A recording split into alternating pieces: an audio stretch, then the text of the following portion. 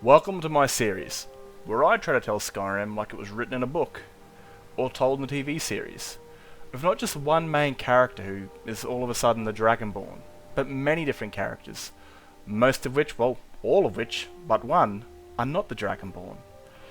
This story will be played by many different characters of all different sorts of backstories, and all different combat roles and personalities. I hope you come to enjoy watching this sort of stuff as much as I enjoy making it and playing it. If you guys enjoy, please leave a like, and subscribe if you want. And of course, if you're feeling a bit chatty, drop me a comment and it'll be fun to have a conversation. Anyway, I'm going to let you get to this. Have fun. Chapter 21, The Wolf. And the pup. My name is Octavia, and I work as a farmer with my family at the feudal keep. I've been working here since I was a little girl. My mother moved to Skyrim when my father joined the Legion to be close to him. But my father was killed by rebel militia. This happened around 10 years before the Battle of Whiterun, leaving my mother to raise a 10-year-old and a newborn baby girl all on her own. She took a job as a cleaner and cook for the Syriosis family that owned feudal keep. She was able to put a roof over our heads and raise us somewhere safe. I've been here since I was 10, helping raise my little sister. Ever since the Battle of Whiterun, the Syriosis family fled back to Cyrodiil. They left Lorius to run the farm. Since the Syriosis family aren't here anymore, my mother has joined us in the farm. We still have a job to do. They might not be in Skyrim right now, but they will come back, and we must make sure things run smoothly while they're gone. Every month or so, we take what we can carry to sell to Whiterun. We earn a little gold on the side, and we're able to visit Whiterun. We haven't been since before the Stormcloaks attacked her, and we've heard the Gildergreen has come back to life. Mother says it's finally safe to make the trip to Whiterun, so after 3 months we're finally going to Whiterun. Me and Amasila want to go see the Gildergreen and maybe pray to Kine. The roads aren't as safe as they could be. Rebels are still raiding the farms of Whiterun. They're not known to kill farmers, but since we're Imperials, they might cut us down. But Mother thinks it's safe enough for 3 to travel without causing attention. She's never been wrong so far. She got us this far after all. The Empire doesn't pay that well for the families left behind after their loved ones die fighting in their wars. I still hope the Empire wins this war. Those Stormcloaks murdered my father, so I hope every last one of them is put to the Legion's sword. Mother was off to sell supplies to a woman called Carlotta.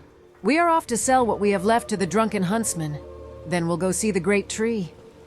Me and Amasila are the best of friends. We always make time for each other. Whenever she needs me, I'm always there to help. She can always count on me. Take a look. She loved the pretty tree. She just sat there looking at the statue of Kine. Ever since the Empire took over, they have removed the statue of Talos. It was getting late. Mother would be looking for us to return home before the sun goes down, so we better meet her at the gate. It was just another beautiful afternoon. We earned some gold and it was time to head back home. Mother would always lead the way. She would tell us stories of Father and how they met, what their dreams were, that he would be so proud of us, so proud we had made it so far together.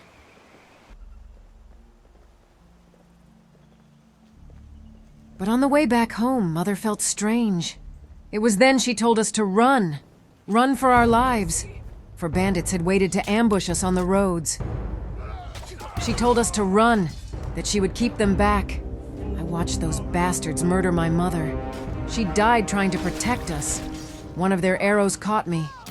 I heard my baby sister die right beside me. My fate would be so much more worse.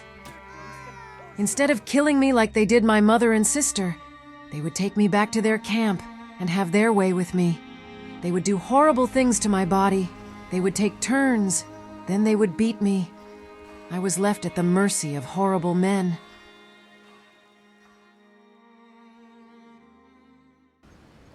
It was just another day in Skyrim. I had completed a bounty for the hold of Falkreath, and I was heading back home when I come across the Guardian Stones. The area around me looked so beautiful, I couldn't help but choose the warrior. The sun was starting to set, so I had a few hours of sunlight. Didn't really matter to me though. Since I'm a werewolf, I can see better at night than those who aren't. The problem with the night isn't the vision, but what lurks in the darkness. But I was ambushed by bandits on the way back that thought I was an easy mark. I thought to myself I might as well clear them out while I'm here.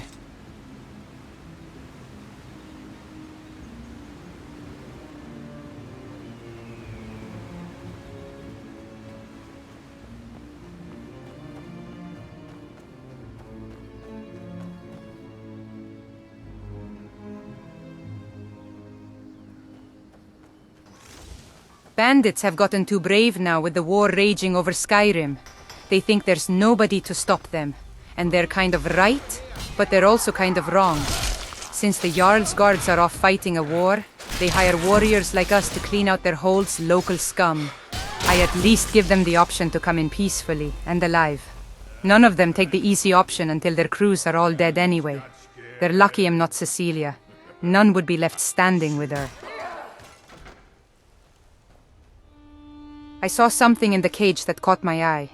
It was a young woman. She looked dead. She looked like she was beaten by 4 trolls. I needed to see if she was alive.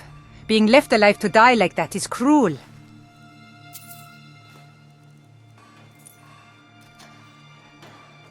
She was alive, but barely. She was beaten to a pulp and raped.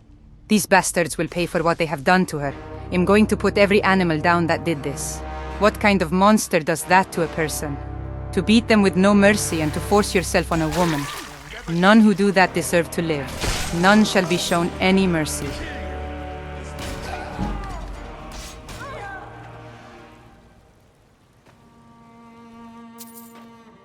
After I had put all of these dogs down, I found a stash.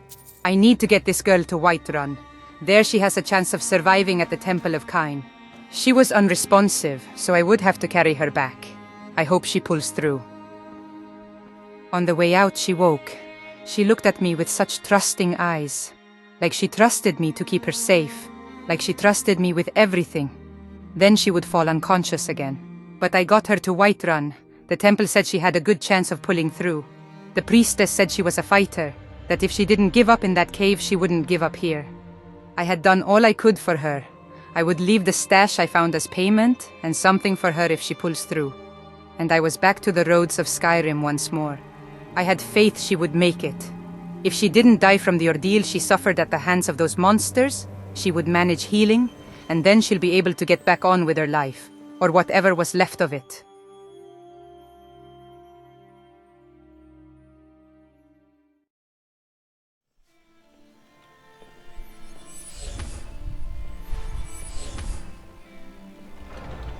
So, here we are for another outro.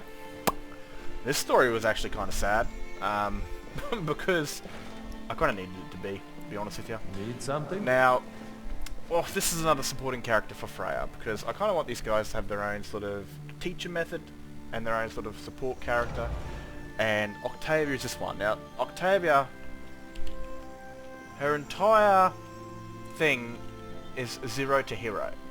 I mean, she will start off as she is, a skinny Imperial farm girl that lost it all. You know, horrible shit happened to her. Wait, you're still here on her. You know, some horrible stuff happened to her. And she lost her, you know, her little sister and her mother. Her entire life has just been ripped away from her like that. Now, she will, when she wakes, when she starts to heal, which will be another season away, she will venture out on her own to find the woman that saved her life. The woman that was fearless, you know. The woman that... Close your eyes. Stop looking at me. You know, the woman that saved her life when she sees a visage of a golden face and horns and a strong woman with a big axe. You know, she sees that through her dreams, and you know, she's lost everything because of her, you know, and she sees herself as a cow because she ran away, and because of so her mother and her sister died. She'll never, ever again, ever accept that sort of weakness in herself. She will 100% spend her entire life when she wakes trying to make sure that she'll never, ever be as weak ever again. So she'll try to find this woman that saved her life, and when she finally does, she will spend, well, all of that time trying to become this woman, because she sees the woman that saved her as absolutely fearless, and she's right, because Freya pretty much is. she's hot-headed, she's a werewolf. But she wants to become her, so she'll never ever be in that situation ever again. And so the whole idea of her is zero to hero. She'll go from the skinny little farm girl, and by the time the end of her story, which will be if she lives through the Dragon Wars, the end of her story will be she will be quite strong. She'll have, you know, some muscle definition, and she'll have a different sort of haircut, and she's going to be a strong character. And she'll one day, if she survives the Dragon War, she will follow the very character in the background standing over her. You know, because she's got, as you've watched in that story, she's got a hatred for the Stormcloaks like her mother did because they killed her father. So if she lives through the Dragon Wars, if she isn't cooked by a dragon, she will join the Legion.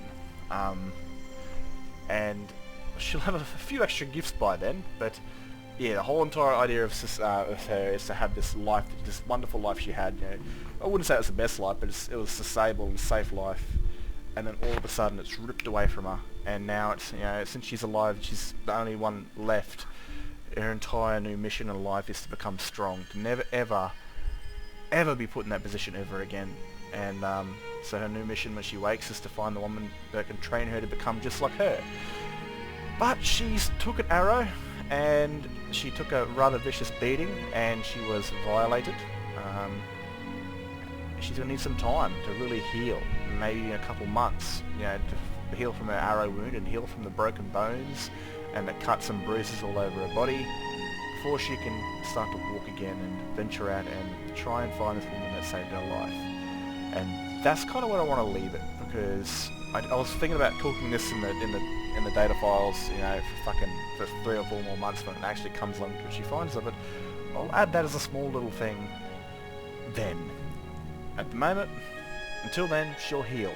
For maybe a month, she'll sit in a bed, you know, bed-stricken, and then I might wander around the chapter, and we might find her outside, you know, in the Temple of Kinnereth, just getting some fresh air. But until then, well, we are the characters to meet. We got 2 more main characters before we move on. Well, before all the characters are actually revealed. But I hope you guys enjoyed this one, and I hope it wasn't too bad, because I did not want to put the child in that situation where she would end up like a sister, because that's borderline fucking, that's down the bottom of the well. Okay, when it comes to like this sort of stuff, we can look into the darkness, we just can't jump into the darkness, you know? Like, I can look into the well, but I don't want to be down there. So, you know, Octavia took one for the team. Having a dead child, Matt's a bit rough. I don't know if YouTube's going to be like, oh, there's a dead child on the screen, black flag him, I don't know. Red flag him. But I want to show you know, the whole point of this series is to show a mature story told by an adult in the terms of Skyrim. Something where it's not shy to get a little bit dirty and a little bit gritty and, well, hit you in the feels if you're rather sensitive to that sort of things. So, I hope you guys have enjoyed. I'm going to get out of here, and yeah, get the next one all ready to go on YouTube. Anyway, I hope you guys have liked. Catch you later.